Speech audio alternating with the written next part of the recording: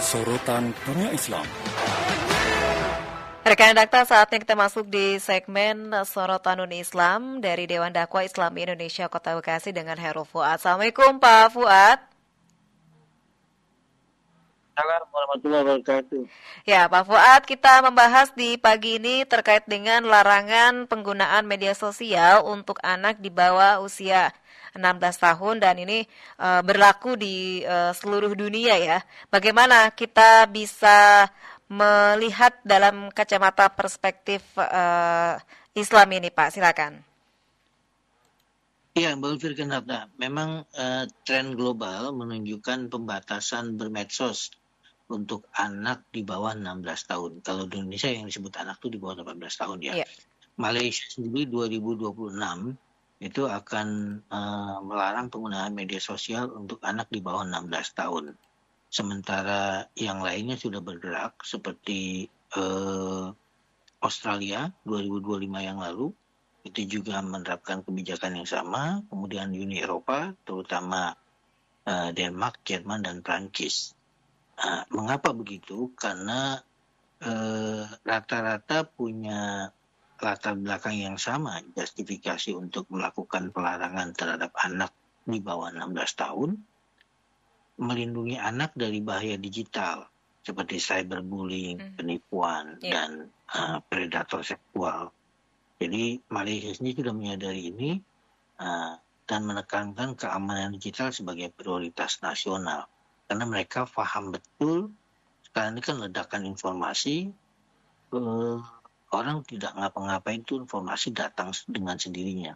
Begitu dia buka jendela medsos, itu bertebaran informasi. Dan untuk anak seumuran 16 belum mampu untuk mengontrol, menyeleksi, dan memilah-milah. Ini mana yang baik, mana yang tidak. Jadi dunia menyadari sekarang disebut dengan krisis overexposure digital. Jadi paparan digital yang berlebihan. Kenapa? Karena terutama Gen Z dan Alpha itu tumbuh dalam hiperkonektivitas, pola interaksi yang rapuh, impulsif, dan rentan pada masalah kecemasan. Jadi banjir informasi dapat menciptakan tekanan mental pada individu yang belum matang secara emosional. Makanya ramai-ramai memperketat larangan untuk bermedsos kepada anak-anak di bawah 16 tahun. Yang pertama itu soal paparan digital. Yang kedua, ini yang kita sebut dengan moral panic gitu ya.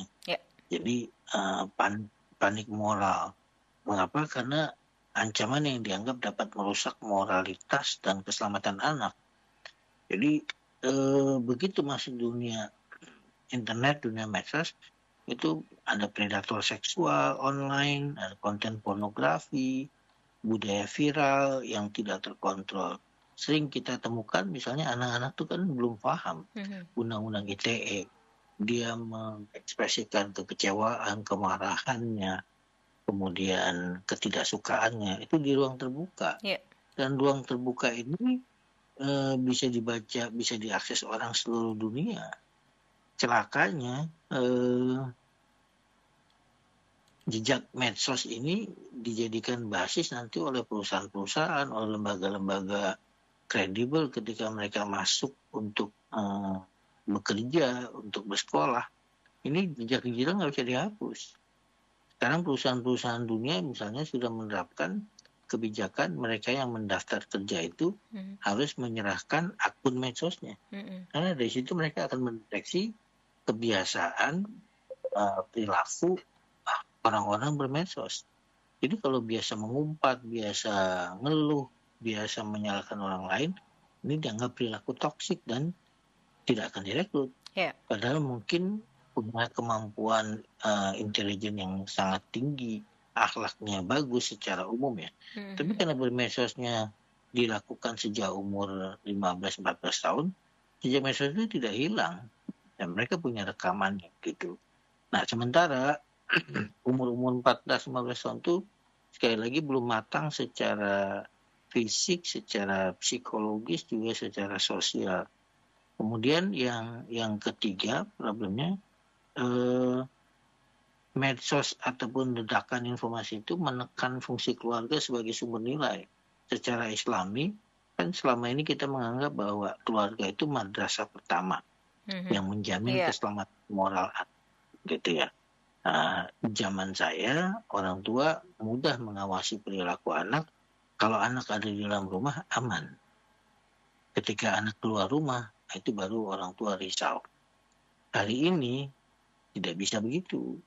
Orang tua justru perlu khawatir ketika anaknya nggak keluar kamar. Berjam-jam, berhari-hari, tidak beraktivitas di luar. Karena itu saking sibuknya terkoneksi dengan dunia luar.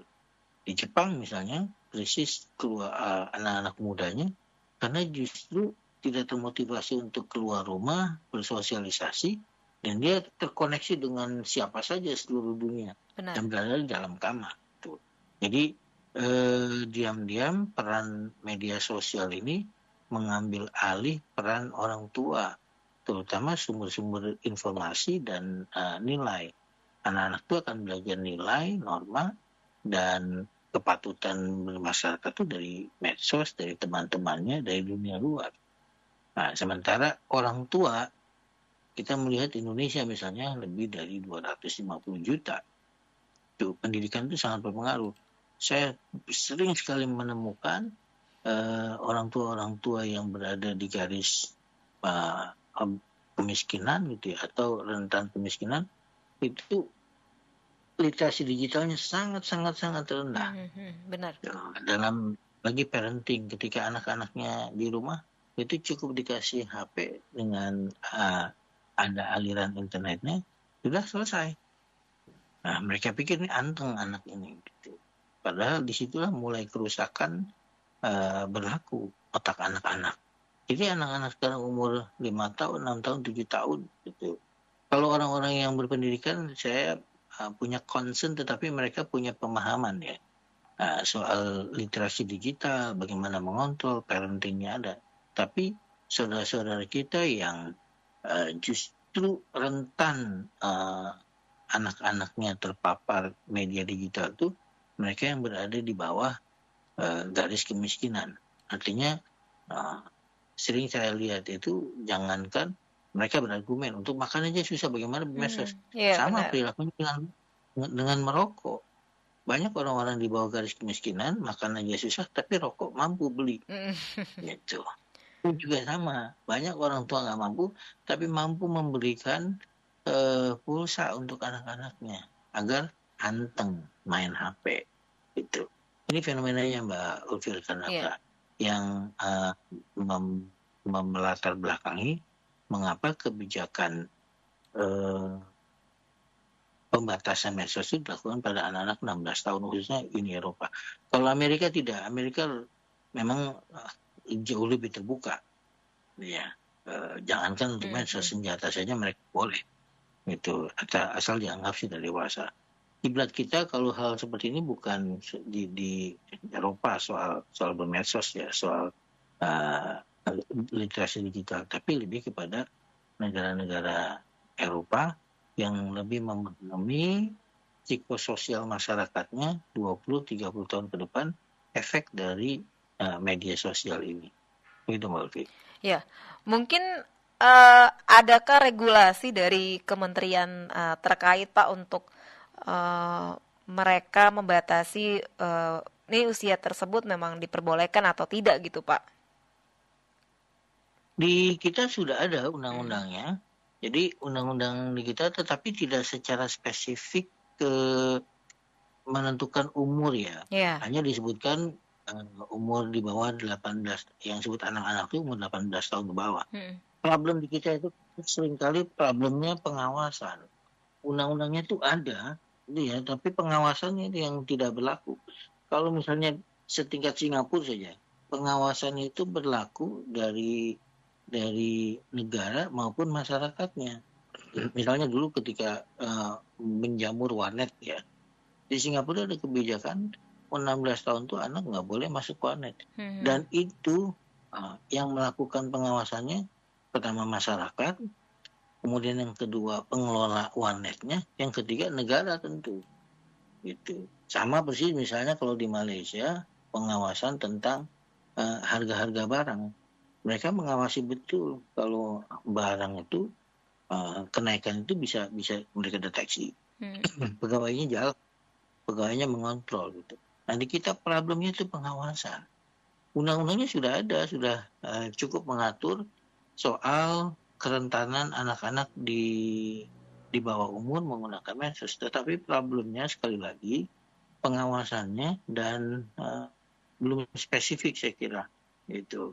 Kalau di Malaysia saya relatif percaya, gitu ya, termasuk juga Singapura. Tapi kalau di kita sudah ada undang-undangnya, termasuk undang-undang ITE, gitu.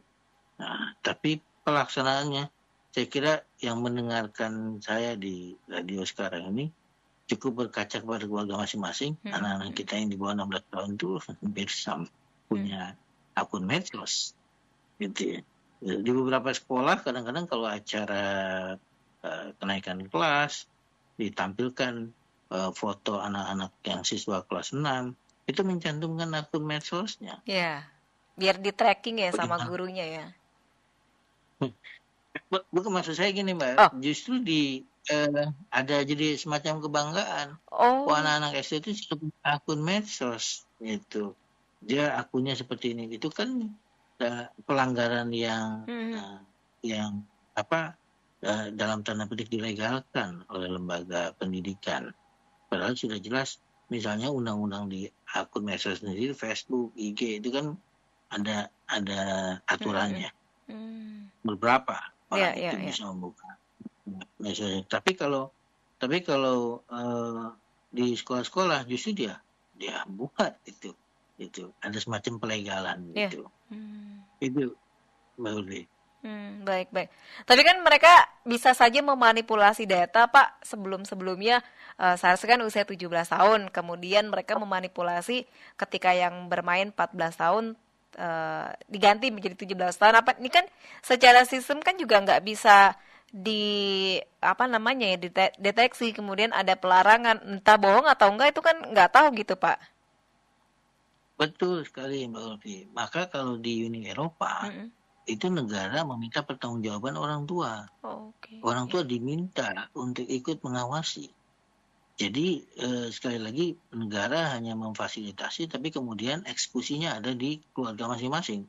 Dan negara cukup ketat gitu ya, menanyakan kepada keluarga. Gitu. Saya ingat misalnya kasus di Selandia Baru, gitu ya. Polisi datang ke sebuah keluarga gitu, karena apa? Karena anaknya nggak masuk sekolah. Bayangkan concern mereka pada pendidikan, itu polisi datang untuk menanyakan anaknya kenapa nggak sekolah. Meskipun orang bisa berargumen kan itu kecil jumlahnya. Iya, tapi begitu concernnya mereka sampai melibatkan aparat untuk hal yang bukan kriminalitas, tapi soal pendidikan. Nah ini juga sama, misalnya di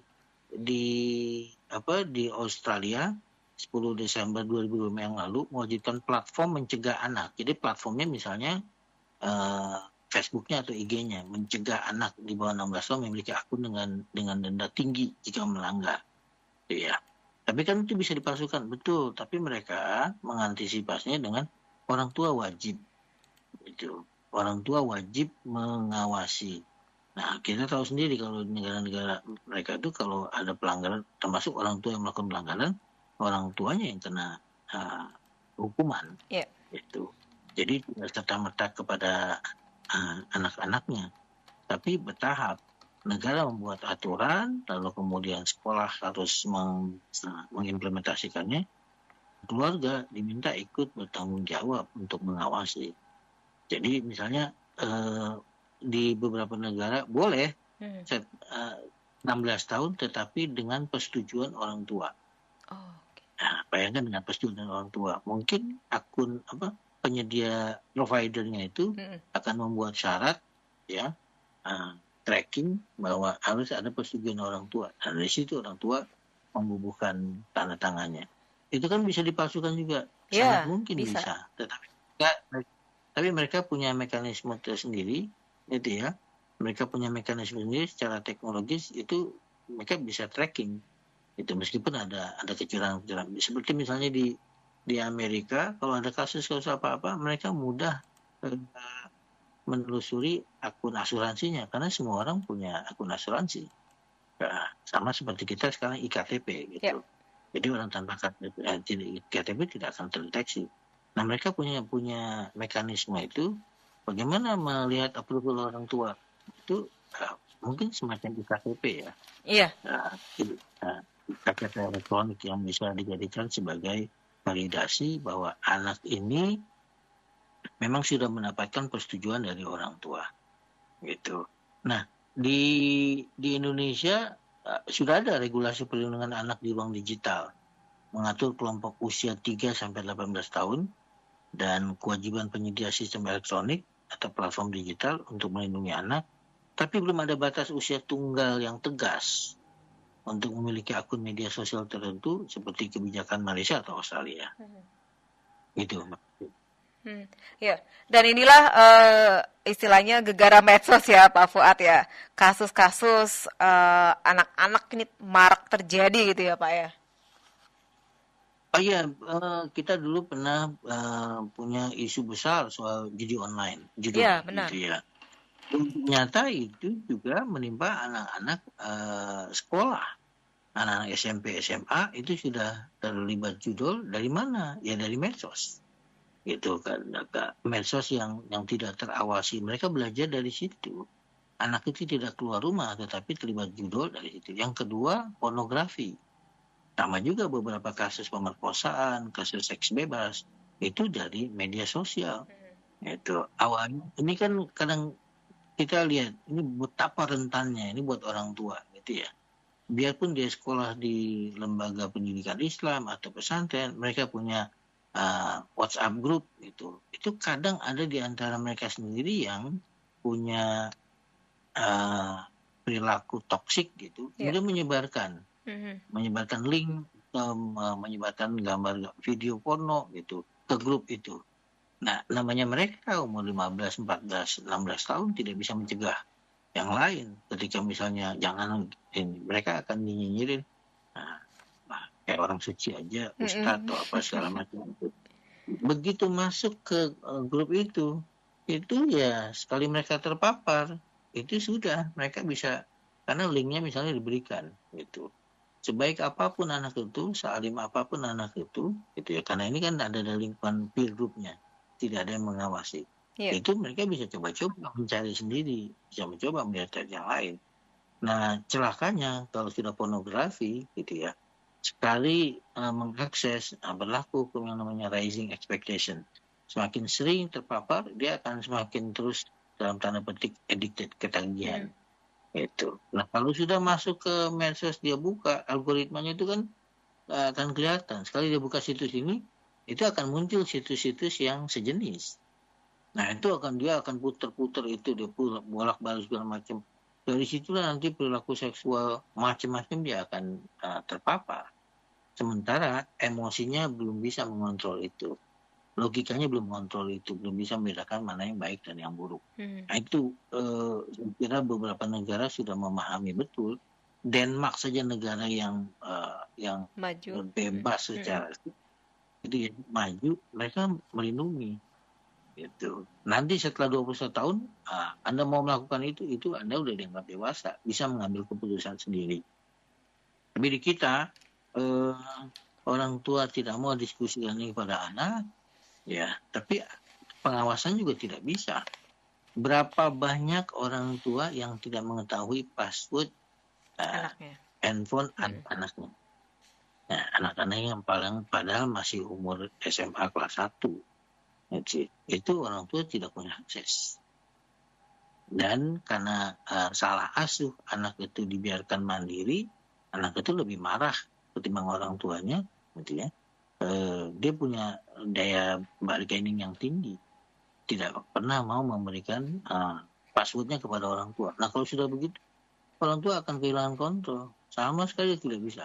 Kalau fisik dia bisa tahu tetangganya siapa, bermainnya dengan siapa, di sekolah dengan siapa. Tapi kalau medsos, kelihatan fisiknya baik-baik saja, sholat, tapi otaknya udah terkontaminasi luar biasa. Maka jangan kaget kalau tiba-tiba ada orang tua terkaget-kaget, kok anak saya begini padahal di rumah baik, di sekolah baik, gitu, temannya juga baik-baik, gitu. Kenapa? Karena yang rusak ya softwarenya, otaknya terpapar setiap waktu. Belum lagi orang tua yang sibuk di luar rumah, ya suami maupun istri, kemudian memberikan karena punya kemampuan, anak itu diberikan gadgetnya nggak main-main, gadgetnya yang 17, iPhone 17, gitu. Karena saya dengar ada beberapa sekolah elit itu satu kelas itu kalau anaknya nggak megang iPhone itu bisa dikucilkan. Sudah sedemikian rupa pergaulan di kalangan anak-anak kita di sekolah-sekolah elit itu. Tidak menutup kemungkinan juga di sekolah elit Islam. Nah, anak dibekali dengan yang begituan, lalu kemudian orang tua tidak bisa mengakses, ya kita tahu nanti tingkat kerusakannya. Gitu. Maka kalau tidak dia terpapar pornografi, bisa jadi nanti korban dari predator seksual. Nah, predator seksual kan di luar ini banyak nih berkeliaran. Mencari profiling medsos IG atau Facebook orang-orang di bawah umur. Ini hal yang saya kira perlu perhatian serius, Mbak Ulfi. Karena saya pikir di Asia Tenggara, Malaysia dan Singapura itu jauh lebih maju dengan negara-negara lain untuk membatasi bermedsos generasi mudanya.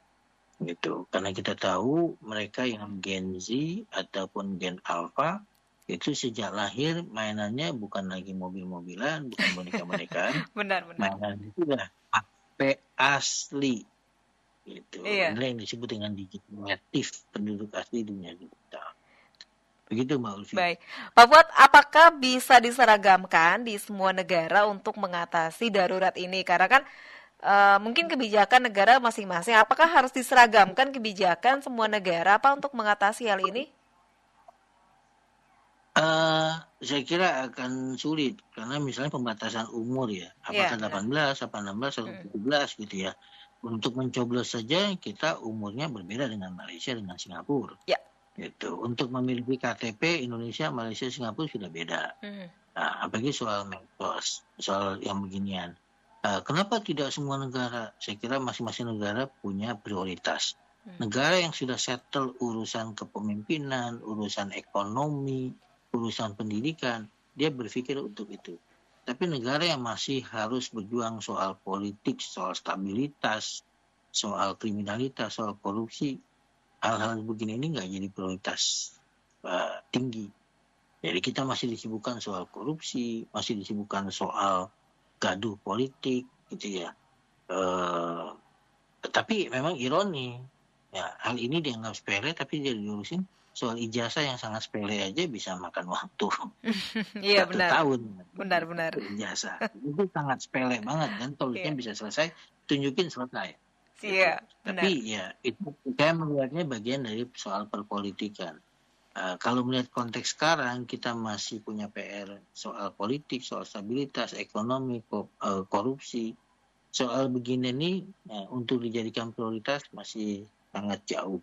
Gitu. Maka saya mengimbau kepada kita keluarga muslim, orang tua yang punya kesadaran tidak perlu menunggu negara mengambil kebijakan. Toh kalaupun negara membuat kebijakan itu, kita masih jauh dari soal pengawasan.